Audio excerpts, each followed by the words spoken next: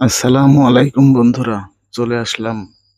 আজকে আপনাদেরকে দেখাবো বেদেনার গাছে কিভাবে স্প্রে করলে, এই সময়ে কোনটা স্প্রে করলে সবচেয়ে বর্ষা মৌসুমে বেদেনাতে একটু সমস্যা দেখা দেয়। যেমন সোনালী মাছি, অতিরিক্ত ঘন ঘন বৃষ্টি হলে বেদেনার যেমন কালারটা নষ্ট হয়।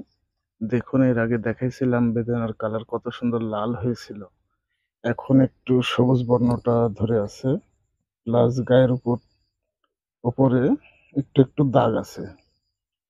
তো এই সময়তে ঘন ঘন মিনিমাম 10 থেকে 12 দিন পর নাটিবো, প্লাস এর সাথে আর একটা ছত্রাক যদি ম্যানকোজিব ব্যবহার করা যায়, তাতে কালারটা অনেক সুন্দর আসে।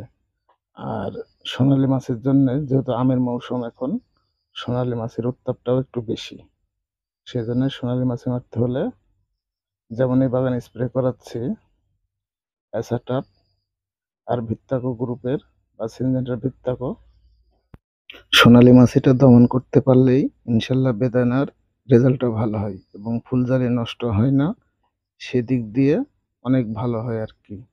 তবে বেদানার বাগানে লক্ষ্য রাখবেন, এই বৃষ্টি মৌসুমে গোড়ায় যেন কোনোভাবে পানি যেন না বাঁধে, এতে বেদানার কালার খারাপ হবে আপনার, প্লাস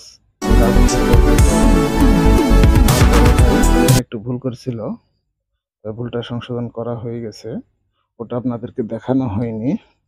ভিডিওটা যদি ভালো লাগে বন্ধুরা, তাহলে ভিডিওটা শেয়ার করে দেব। এই বেদেনার বাগানে পরিপূর্ণভাবে যত্ন নেওয়ার ওষুধ, সমস্ত সার, কীটনাশক, রাসায়নিক সার, জৈব সার, সমস্ত কিছুই আমার দোকানে সরবরাহ করা হয়।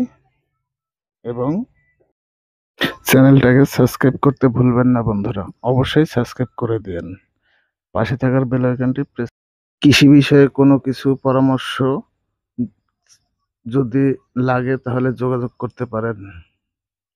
ডেসক্রিপশন বক্সে আমার হোয়াটসঅ্যাপ নাম্বার দেওয়া থাকবে, যোগাযোগ করে নিতে পারেন। আর কোনো কৃষক ভাইরা যদি বেদানা চাষ করতে চান, গোবর সারের ব্যবস্থা আছে, যোগাযোগ করতে পারেন। তবে বিদেশি ফল আমাদের দেশে চাষ হচ্ছে এখন। ভালো থাকবেন সবাই, আল্লাহ হাফেজ।